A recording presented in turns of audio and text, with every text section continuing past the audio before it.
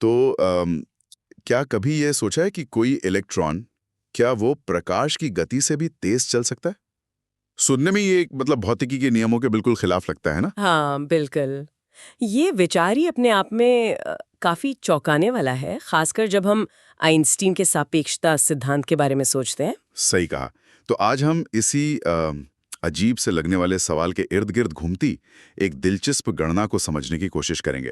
हाँ, और इसके लिए हमारा आधार है इलेक्ट्रॉन गति का विरोधाभास नाम का एक लेख। जी, हम उसी के कुछ हिस्सों पर गौर करेंगे। बिल्कुल। मकसद सीधा है, लेख में दी गई गणना क्या है और उससे जो विरोधाभास पैदा हो रहा है उसे समझना। हाँ, ये लेख असल में एक बहुत ही मानक मतलब स्टैंडर्ड भौतिकी सूत्र लेता है और दिखाता है कि जब उसे कुछ खास परिस्थितियों में लगाते हैं, तो कैसे नतीजे थोड़े अप्रत्याशित आ सकते हैं। अच्छा, तो चलिए सीधे उस गणना पर आते हैं। लेख बताता है कि किसी परमाणु में इलेक्ट्रॉन की जो अनुमानित गति है उसका एक सूत्र है। गति बराबर 2.18 इंटू 10⁻⁶ इंटू Zn मीटर प्रति सेकंड। हाँ, अब इसमें Z है परमाणु क्रमांक, मतलब नाभिक में कितने प्रोटॉन हैं, और N है मुख्य क्वांटम संख्या। इसे हम मोटा-मोटा इलेक्ट्रॉन की कक्षा संख्या मान सकते हैं ना? बिल्कुल सही। ये सूत्र अक्सर जैसे बोहर मॉडल वगैरह हैं, जो थोड़े सरल मॉडल हैं परमाणुओं के, उनसे निकल कर आता है। और हल्के परमाणुओं के लिए, मतलब जिनका Z कम है, उनके लिए ये ठीक-ठाक अनुमान दे देता है। हम्म। ये एक तरह से दिखाता है कि नाभिक का खिंचाव और इलेक्ट्रॉन की जो क्वांटम अवस्था है, उसके बीच क्या रिश्ता है। हाँ, सूत्र तो देखने में काफी सीधा साधा लग रहा है। तो फिर पेंच कहाँ है?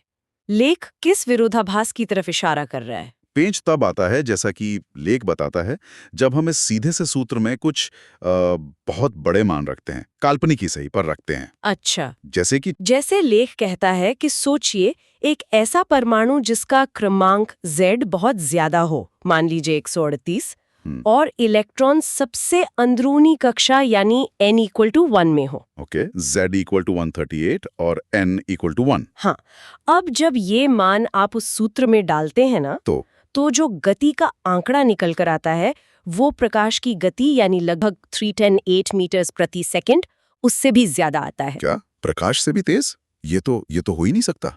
आइंस्टाइन का पूरा सिद्धांत ही यही कहता है। एग्जैक्टली हाँ। और यही वो विरोधाभास है जिस पर लेख ध्यान दिला रहा है। तो फिर इसका मतलब क्या समझें? क्या ये सूत्र गलत है या कुछ और बात है? देखिए, सूत्र पूरी तरह गलत है ऐसा कहना शायद ठीक नहीं होगा। बात है उसकी सीमाओं की, उसकी लिमिटेशंस की। सीमाएं?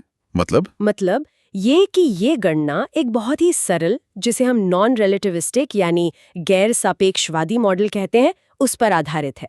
अच्छा। समस्या ये है कि जब नाभिक का चार्ज यानी Z इतना ज्यादा हो जाता है, जैसे 138, तो वो इलेक्ट्रॉन को बहुत जोर से अपनी तरफ खींचता है हाँ, जाहिर है। और इलेक्ट्रॉन की गति बहुत बहुत ज्यादा तेज हो जाती है।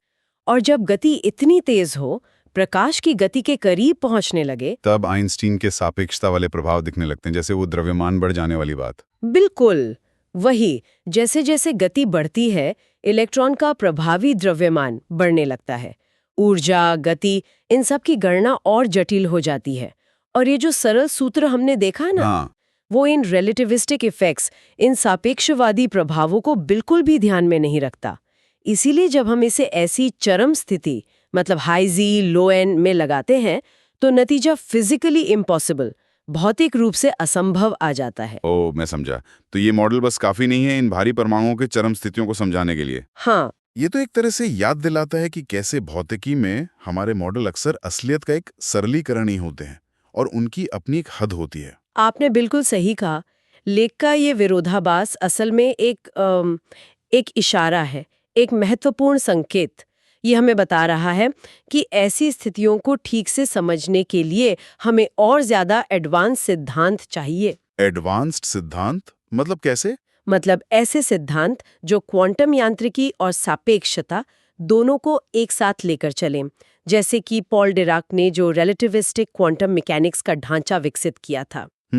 और मजे की बात ये भी है कि भौतिक विज्ञानी Z=137 के आसपास, जो कि फाइन स्ट्रक्चर कांस्टेंट अल्फा का उल्टा मान है, उसके आसपास पहले से ही कुछ ऐसी सैद्धांतिक जटिलताओं की उम्मीद कर रहे थे, क्योंकि वहां विद्युत चुंबकीय बल बहुत ज्यादा शक्तिशाली हो जाता है। अच्छा, तो अगर संक्षेप में कहें तो कहानी ये है कि एक सामान्य सा क्वांटम सूत्र जब उसे एक बहुत भारी काल्पनिक परमाणु Z138 n=1 पर लगाया तो उसने एक असंभव नतीजा दे दिया, गति प्रकाश से भी तेज। हाँ, और ऐसा इसलिए हुआ क्योंकि वो सूत्र उन सापेक्षवादी प्रभावों को गिन ही नहीं रहा था जो ऐसी स्थिति में बहुत जरूरी हो जाते हैं। बिल्कुल। ये विरोधाभास बहुत खूबसूरती से दिखाता है कि विज्ञान में हमारे जो सबसे काम के, सबसे आम लगने वाले मॉडल होते हैं ना, उनकी भी अपनी वैधता की सीमाएं होती हैं। सही। और अक्सर जब हम उन सीमाओं को कुरेदते हैं, जैसा इस लेख ने किया, तभी हमें प्रकृति की और गहरी समझ और ज्यादा बेहतर सिद्धांतों की जरूरत महसूस होती है। ये वाकई सोचने वाली बात है और ये हमें एक अंतिम सवाल पर छोड़ जाता है। अगर परमाणुओं के व्यवहार जैसे इतने स्थापित क्षेत्र में भी सरल सी गणनाएं हमें ऐसे चौंकाने वाले विरोधाभास जैसे प्रकाश से तेज इलेक्ट्रॉन दिखा सकती हैं, तो विज्ञान के और कौन-कौन से ऐसे कोने होंगे, शायद अनछुए या ज्यादा जटिल, जहां ऐसे ही आपात सरल नियम या मॉडल अपनी छिपी हुई जटिलताओं या सीमाओं के उजागर होने का इंतजार कर रहे होंगे।